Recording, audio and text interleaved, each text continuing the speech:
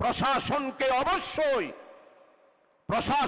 অবশ্যই আমাদের, আমি ন্যাশনালি বলবো না, যার যার নির্বাচনী এলাকায় প্রশাসনের যারা আছে তাদের সবাইকে আমাদের আন্ডারে নিয়ে আসতে হবে। আমাদের কথায় উঠবে, আমাদের কথায় বসবে, আমাদের কথায় গ্রেপ্তার করবে, আমাদের কথায় মামলা হারাবে। চট্টগ্রামের সব আসন আমিরে জামাত আমরা আপনাকে উপহার দেব। শেষ পর্যন্ত 96 সালে আমরা আসন পেয়েছিলাম মাত্র 3টা। একটা আল্লামা হযরত দেলোয়ার হোসেন সাইদি, মুক্তিযোদ্ধা মিজানুর রহমান, সাতক্ষীরাতে কাজী শামসুর রহমান।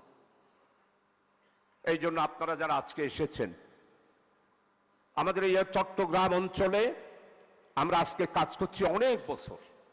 91 নির্বাচনে অংশগ্রহণ করেছি, 96তে করেছি, 2001 সালে করেছি, 2008 সালে নির্বাচন করেছি। আগের পরিস্থিতি আর এখনকার পরিস্থিতি আসমান জমিন পার্থক্য। আমরা দাওয়াত না দিলেও জনগণ জামাত ইসলামীর নেতৃবৃন্দকে আগামী দিনে নির্বাচন করার জন্য তারা অপেক্ষা করছে। এই জন্য যারা নমিনি তাদের কাছে আমার একটা আবেদন, আপনারা জনগণের ভাষায় কথা বলুন। সময় নাই আছে না? আপনারা জনগণের ভাষায় কথা বলুন। আচ্ছা, জনগণের ভাষায় কথা বলুন। আপনি জাতীয় বক্তব্য তো কেন্দ্র রাখবে, জাতীয় বক্তব্য রাখার কোনো প্রয়োজন নাই। যার যার নির্বাচনী এলাকার যেই সমস্যা, সেই সমস্যায় সমাধানের জন্য মানুষের হৃদয়ে সোয়া বক্তব্য আপনাদেরকে দিতে হবে। আমার মনে হচ্ছে আল্লাহ তারা সিদ্ধান্ত নিয়েছেন জামাত ইসলামীকে ক্ষমতায় দেবেন। না হলে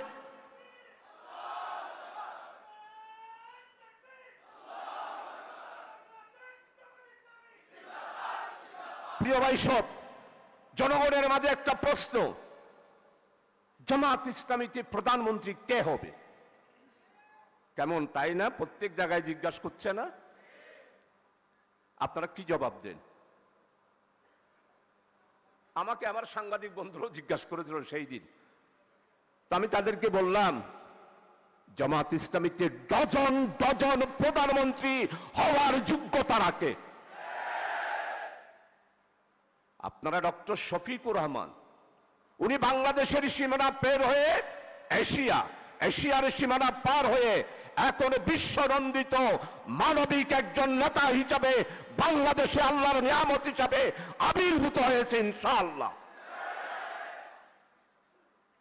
ছড়িয়ে দেন। আগামী দিনে বাংলাদেশের প্রধানমন্ত্রী হিসাবে আমাদের আমিরে জামাত জনগণের সামনে পেশ করেন আপনারা। কারণ যে জনগণ তো দিশাহারা পাচ্ছে না, কে হবে প্রধানমন্ত্রী? কেউ ভাবতেছে শাহজাহান ভাই হবে, কেউ ভাবতেছে নজরুল ভাই হবে যারা সিটিং, আর কেউ বলতেছে কক্সবাজারে যে আছে আনোয়ার নূরি হবে, হয়তো আমাদের নুরুল আমিন ভাই ফটিকছড়ির। এটারা তো উত্তরের মানুষের ভিতরের বুদ্ধি, দৈনের মানুষ সাদা, ফসিংয়ের মানুষ সানসুরজি, ফুকর মানুষ গাদা। এটারা বড় সালাক। কিন্তু ভাই আপনি সালাক ঠিক, নির্বাচনে জামাত ইসলামী আপনাকে পেশ করেছেন, আপনার উপর আস্থা রেখেছেন, আপনাকে বাছাই করেছেন, আপনার সিট জনগণের রায় নিয়ে আমাদের জামাত ইসলামীকে উপহার দেওয়ার দায়িত্ব জেলা আমিরের নয়, নির্বাচনীয় দায়িত্বশীলের নয়।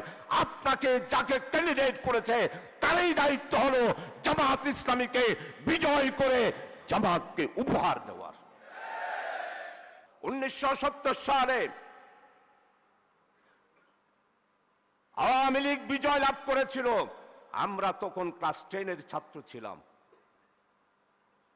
কি পরিমাণ কষ্ট করে সেই দিন একটি রাজনৈতিক দল 166টা আসনের মধ্যে 162টা ন্যাশনাল অ্যাসেম্বলি আর প্রভিন্সিয়াল অ্যাসেম্বলি 298টা সিট পেয়েছিল। পাগল পড়া হয়ে তারা কাজ করেছে। আর আমরা, আপনারা যারা আজকে উপস্থিত রয়েছেন, আমি বিনয়ের সাথে বলবো, মানুষের সমস্যাটা বুঝেন। দেওয়ালে কান লাগাইয়া মানুষ কি বলতেছে দেওয়ালের লিখনটা বুঝেন। আমরা এখনো পর্যন্ত তরুণ এবং যুবকদেরকে যেভাবে মাথা নেওয়া দরকার আমরা সেভাবে মাঠে নামাইতে পারি নাই। 1991 সালে জামাত ইসলামী সাতকানিয়া লোহাগাড়াতে বিজয় হওয়ার পিছনে ছিল স্কুল, কলেজ, ইউনিভার্সিটির ছাত্ররা স্লোগান দিয়েছিল সেই দিন 91 সালে, আমরা যদি ভোটার হতাম দাঁড়িপাল্লায় ভোট দিতাম, আমরা যদি ভোটার হতাম জামাত শিবিরকে ভোট দিতাম, আমরা যদি ভোটার হতাম শাহজাহান ভাইকে ভোট দিতাম। অলিতে গলিতে, পাড়ায়, বাজারে, বিকালবেলা এইভাবে যদি আমরা স্লোগান তুলতে পারি তাহলে 23টা আসন জামাত ইসলামের আসন হবে ইনশাআল্লাহ।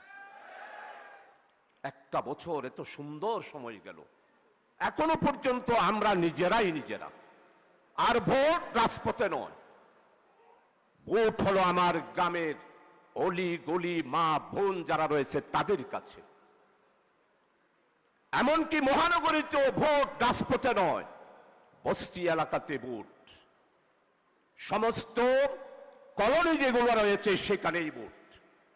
আজকে যেহেতু দায়িত্বশীল সম্মেলন, আমি আমার নিজস্ব সামান্য কিছু অভিজ্ঞতা থেকে আপনাদের খেদমতে পেশ করছি।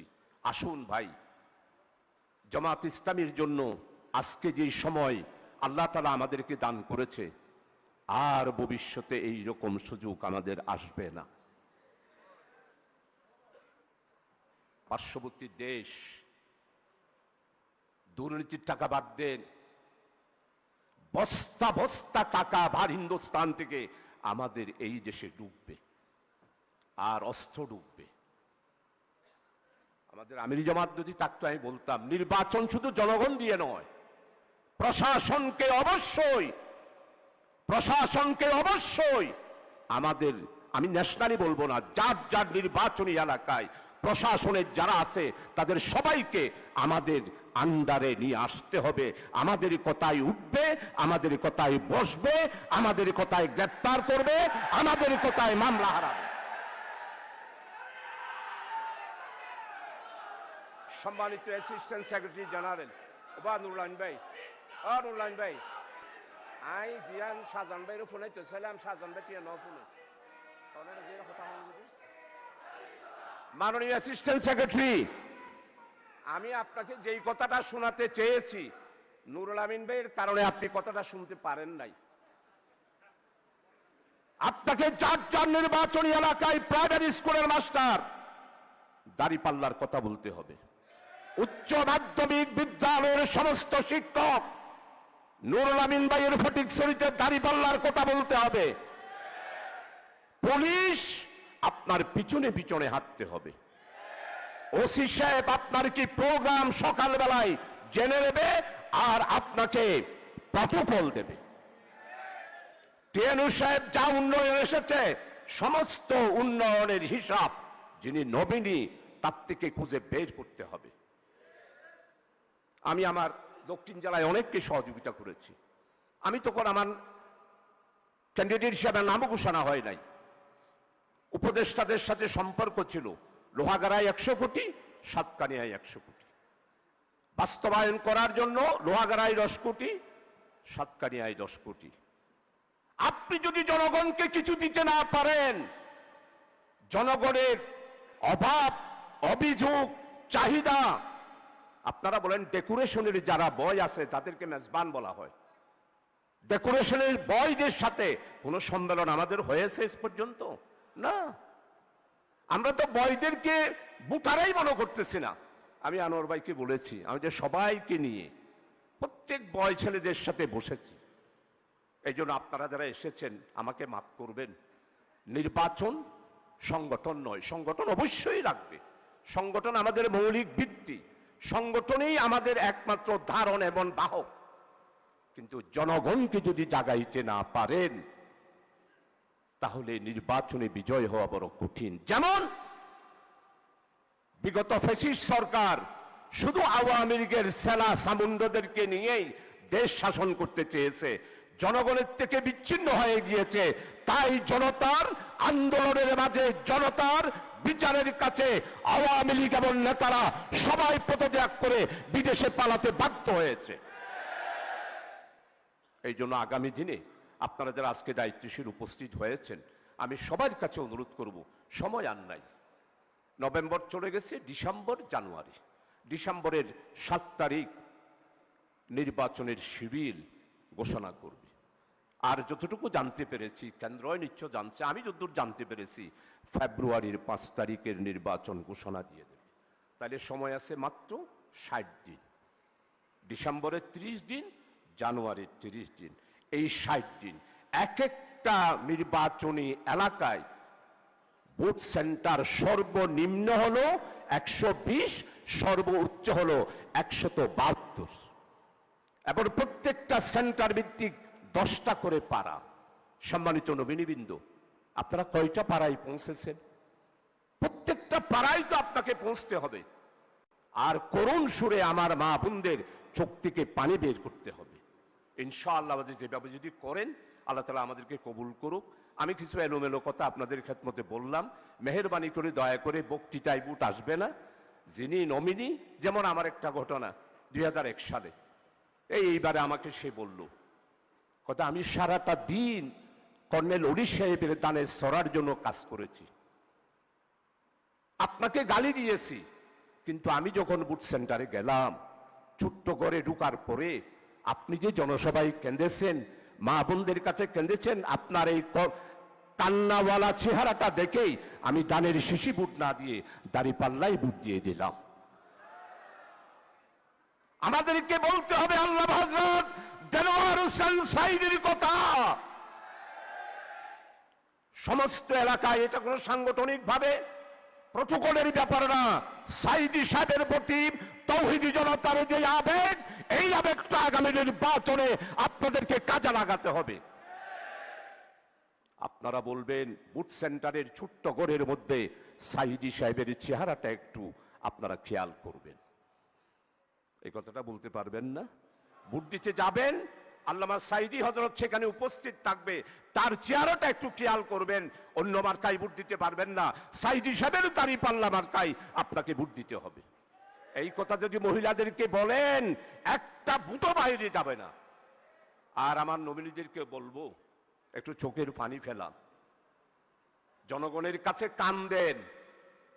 আমরা চট্টগ্রামে বড় অবহেলিত, মাত্র একটা সিট এই চট্টগ্রামে এই পর্যন্ত যতগুলা নির্বাচন করলাম, শুধু একটা সিটেই আল্লাহ তাআলা আমাদেরকে দিয়েছেন। এখন 23টা আসন, এই 23টা আসনে বিজয় হওয়ার জন্য আপনারা যারা এখানে উপস্থিত হয়েছেন, সবাই যদি আপনারা জামাত ইসলামের ক্যান্ডিডেট হিসাবে দায়িত্ব পালন করেন, তাহলে আল্লাহ তাআলা হয়তো একটা সংখ্যা আমাদেরকে দান করবেন। দোয়া করবেন। আসসালামু আলাইকুম ওয়া রাহমাতুল্লাহ।